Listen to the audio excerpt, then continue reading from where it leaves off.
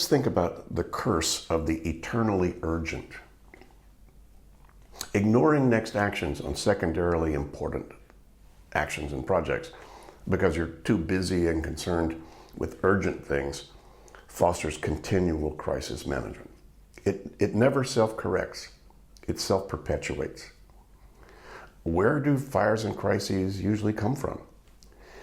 Usually from not so urgent things that people ignore because they're distracted by the crises of the moment. Then, ignored, they create the next fires and crises. Someone heard secondhand about my 2-minute rule. That is, if the action on something takes less than 2 minutes, do it as soon as you look at it or think of it. And he thought it was an ineffective practice. He said he'd waste a whole day doing 2-minute things, many of which are not that important.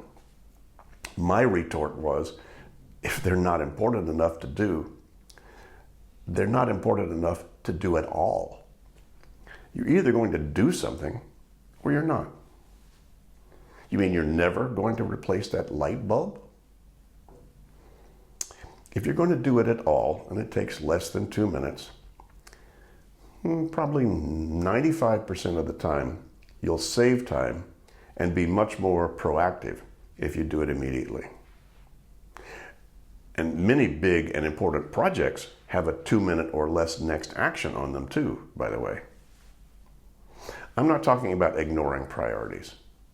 I am talking about capturing, deciding, and organizing action steps about everything we have our attention on, big and little. Little, unimportant things too often demand much more attention later on than they deserve, and they become too important because they weren't handled when they would have been easy.